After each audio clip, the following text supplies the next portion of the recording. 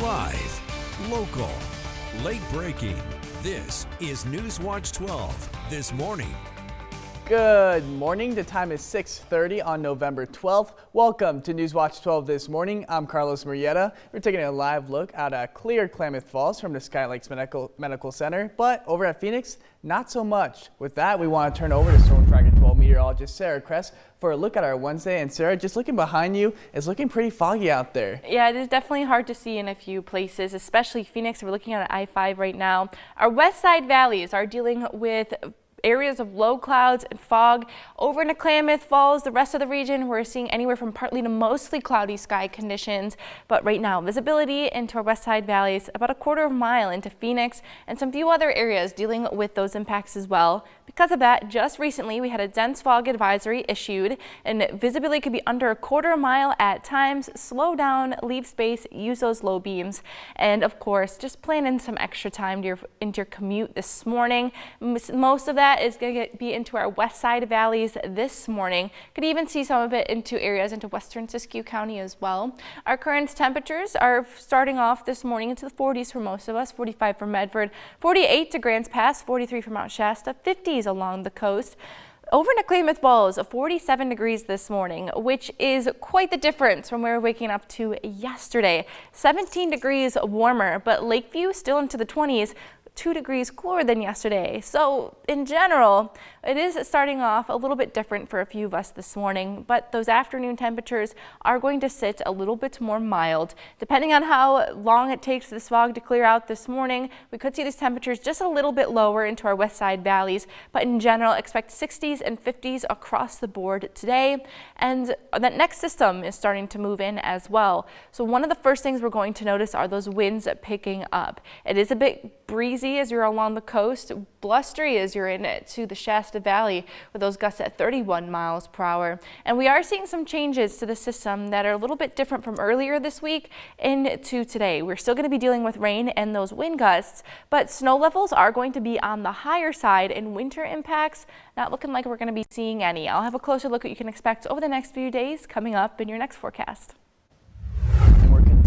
Track the ongoing battle over SNAP benefits as the Supreme Court extends their order, blocking full SNAP benefits for a couple more days. Now the court's move looks to buy time to allow Congress to pass a pending funding deal which could reopen the government. That deal has now passed in the Senate and is set to return to the House before going to the president's desk. This ruling keeps full SNAP benefits blocked late into Thursday night. And the longest federal government shutdown in U.S. history could be over within days. Today, the House is poised to consider a stopgap funding bill that the Senate has already greenlit.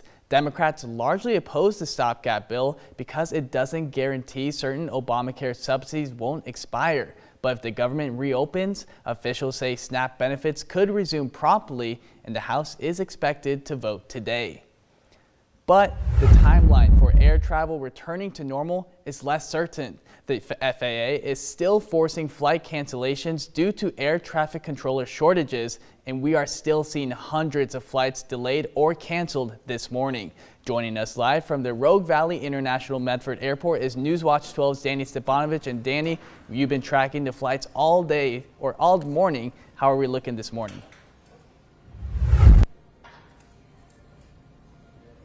Thanks, Carlos. Live here at the Rogue Valley International Airport, where I just got done talking to one of the employees for one of the car rental companies here. Now, he tells me over the past few weeks, they really haven't seen an influx or deflux of travelers or customers. Now, as you can see, it's pretty empty at the airport right now. So travelers can pretty much just walk up right through security, walk up to their gate, unless they're flying out of Seattle. This morning, 2 flights going to Seattle completely canceled, something we really haven't seen over the last couple weeks throughout this government shutdown. Now, those 2 flights are just two of 1,255 flights nationwide. That number has been going up this morning.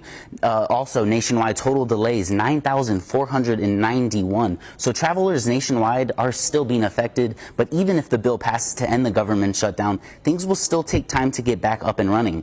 Agencies have to call hundreds of thousands of federal workers who have gone without pay back to work. Now, Transportation Secretary Sean Duffy says they'd get 70% of their back pay within 48 hours of the government reopening, but he says he's not sure the staffing issues will go away immediately. Duffy also says 81 air traffic control centers had staffing shortages on Saturday, and on Tuesday it was just 4, saying air traffic controllers are seeing an end to the shutdown and they're feeling more hopeful finally. But Republicans can only afford to lose 2 votes when it comes to the vote today. Now, experts are advising people departing to keep an eye on their airline apps for any changes. They're saying airlines are expected to keep hub-to-hub operations, but if you're flying out of a regional airport, consider flying out of a major city or even buying a backup ticket. Live in Medford, Danny Stepanovich. Thank you, Danny. Pollinators and native plants are a crucial part of the ecosystem in Southwest Oregon. The Pollinator Project, Rogue Valley, is one group hoping to keep that education and importance alive. Newswatch 12's Grace Ritz spoke with the team about the new blueprints to make it happen. This big piece of land and gravel lot right now doesn't look like much, but the Pollinator Project Rogue Valley is in the works trying to turn this piece of land into an educational purpose. Something for the youth to come enjoy and something to bring tourism right to Phoenix. This is a dream that can happen. This can make a difference. This can put Phoenix on the map. Just steps away from that gravel lot is the Pollinator Project's headquarters, where they've been drafting up blueprints, plans, and letters to the city to bring this dream to life. It seems like the perfect way to integrate the beautiful assets that Phoenix has that no other city has and help educate our people, adults and children. Since its opening in 2017, the Pollinator Project has been waiting to expand. Their plans would transform the lots into a butterfly house, a nursery, and a classroom space. There will be a large area of native plants with interpretive signage. We'll have an educational center, but the thing that we really think is so important, it's really going to draw people and give them a way to understand the importance of what we are doing, is we're going to have a butterfly house. Even leaders from other projects in Phoenix have been working with the Pollinator Group to make it expand to something even larger. It looks like Phoenix and a lot of the valley is looking now for tourism and attracting tourism dollars and all that. But the Pollinator Project's job isn't done yet. With multiple rounds of meetings and interviews with the city still ahead, they need the community's help. From school children visiting to foundations to support and community organizations, we want them to be involved. For more information on the project and how you can help, visit our website. Reporting in Phoenix, I'm Grace Ritz. New this morning, Southern Oregon University Small Business Development Center will be closing after serving the Rogue Valley for 41 years. Now this comes after the university and state of Oregon were unable to reach an agreement on a plan to maintain U.S. Small Business Administration funding for the business center. SOU submitted a joint proposal with Rogue Community College to combine SOU's Medford-based business center with RCC's Josephine County Center, but the state office rejected that plan. The Small Business Center will close to the public at the end of December. And today, a study session is set to discuss the next steps of the Creekside Corridor project. The current vote for Measure 15238 currently sits at 51.73% of voters choosing yes.